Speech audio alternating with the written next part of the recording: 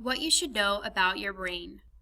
Although the brain is an amazing organ, it's not equipped to process the billions of bits of information that bombard it every second. Filters in your brain protect it from becoming overloaded. These filters control the information flow so that only approximately 2,000 bits of information per second enter the brain, the thinking brain and the reactive brain. Once sensory information enters the brain, it's routed to one of two areas. One, the prefrontal cortex, what we might call the thinking brain, which can consciously process and reflect on information, or two, the lower automatic brain, what we might call the reactive brain, which reacts to information instinctively rather than through thinking. The prefrontal cortex is actually only 17% of your brain. The rest makes up the reactive brain. When you are not stressed by negative emotions, you can control what information makes it into your brain. By calming your brain, you can control which sensory data from your environment your brain lets in or keeps out, and influence which information gets admitted to your prefrontal cortex. When your stress levels are down, your interest is high. The most valuable information tends to pass into your thinking brain. When you are anxious, sad, frustrated, or bored, brain filters conduct sensory information from the world around you into your reactive brain. These reactive brain systems do one of three things with the information: ignore it, fight against it as a negative experience, sending signals that may cause you to act inappropriately, or avoid it, causing you to daydream. And if information gets routed to this reactive brain, it's unlikely your brain will truly process the information or remember it.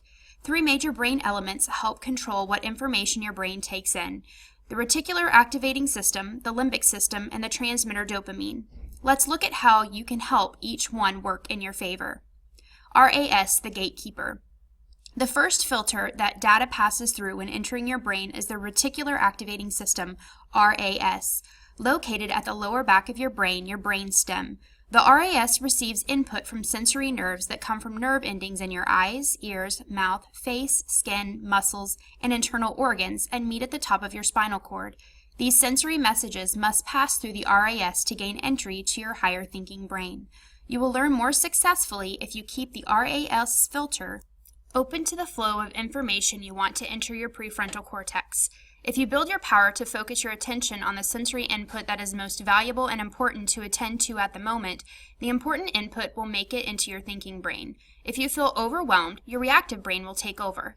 Then, what you experience, focus on, and remember will no longer be in your control. It's the difference between reflecting on and reflecting to your world. What you can do. A key to making your brain work optimally, then, is to keep yourself physically healthy and well rested, and to develop awareness of, and some control over, your emotions. Then you can approach learning calmly and with positive emotions. Practice focusing and observing yourself, for example, by taking a short break from work to check in with your emotions. Let's take a few minutes to think about what you're feeling.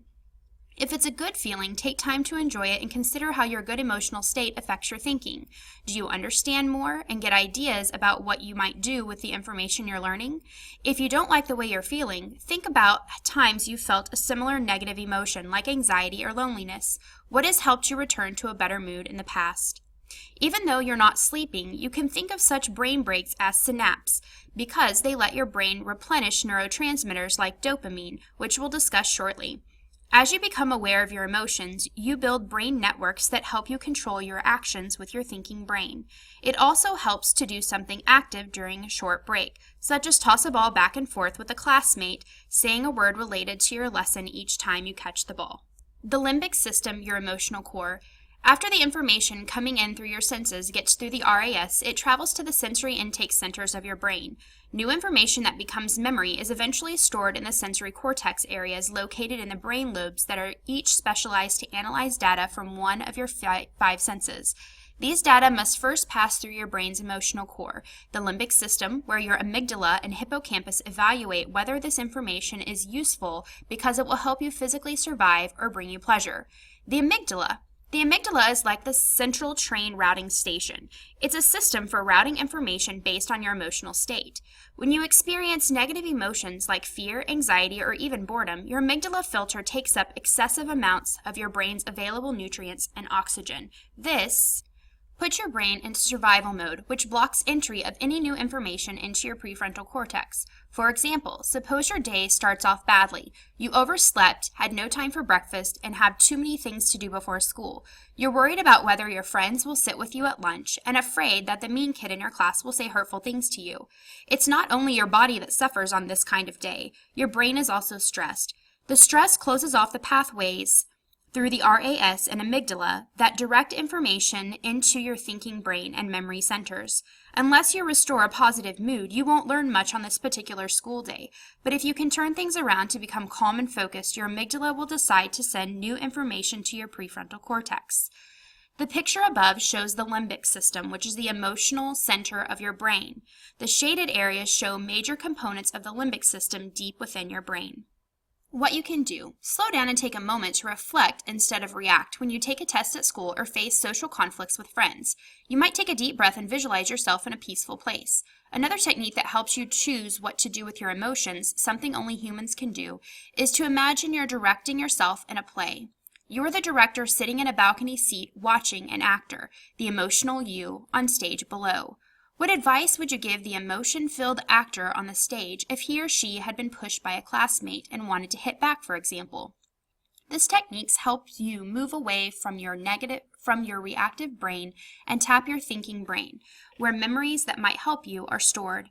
Your teachers play a role too. If your teachers set up lessons to include some fun activities so that you feel good during a lesson, your amygdala will add a neurochemical enhancement like a memory chip that strengthens the staying power of any information presented in the lesson. People actually remember more of what they hear and read if they are in a positive emotional state when they hear or read it. The hippocampus. Next to the amygdala is the hippocampus. Here, your brain links new sensory input to both memories of your past and knowledge already stored in your long-term memory to make new relational memories. These new memories are now ready for processing in your prefrontal cortex. Your prefrontal cortex contains highly developed nerve communication networks that process new information through what are called the executive functions, including judgment, analysis, organizing, problem-solving, planning, and creativity. The executive function networks can convert short-term relational memories into long-term memories. When you are focused and in a positive or controlled emotional state, your executive function can more successfully organize newly coded memories into long-term knowledge. What you can do: reviewing and practicing something you've learned helps. Nerve cells, neurons, forge information into memories by sending messages to other neurons through branches called axons and dendrites that almost touch the branches of each neighboring neuron. It takes lots of connections between neurons to relate each neuron's tiny bit of information to that of the other neurons so that all the bits add up to a complete memory. When you review or practice something you've learned, dendrites actually grow between nerve cells in the network that holds that memory. Each time you review that knowledge, this mental manipulation increases activity along the connections between nerve cells. Repeated stimulation, for example, studying the times table many times, makes the network stronger, just like muscles become stronger when you exercise them, and that makes the memory stay in your brain. Practice makes permanent. When you review new learning through actions, using knowledge to create something, solve problems, or apply it to another subject, such as using the timetables to measure the area of paintings for framing them, this mental manipulation strengthens the neural pathways and your brain becomes even more efficiently wired. Go ahead and get your highlighter ready. The rest of this article is what Neurologist Notebook number 4 will be over. Dopamine. Dopamine. Feeling good helps you learn. Dopamine is one of the brain's most important neurotransmitters. Messages connected to new information travel from neuron to neuron as tiny electrical currents. Like electricity, these messages need wiring to carry them, but there are gaps called synapses between the branches that connect nerve cells, and there's no wiring at these gaps. Chemical neurotransmitters like dopamine carry electrical messages across the gap from one neuron to the other. This transmission is crucial to your brain's capacity to process new information. Your brain releases extra dopamine when an experience is enjoyable. As positive emotions cause dopamine to travel to more parts of your brain, additional neurons are activated. Thus, a boost in dopamine not only increases your own sense of pleasure, but also increases other neurotransmitters such as acetylcholine that enhance alertness, memory, and executive functions in the prefrontal cortex. What you can do: certain activities such as interacting with friends, laughing, physical activity, listening to someone read to you, and acting kindly increase dopamine levels. You'll boost your learning if you get them into your day. Experiencing pride at accomplishing something is also correlated with higher dopamine. It will increase your learning power if you pursue activities that give you a sense of accomplishment.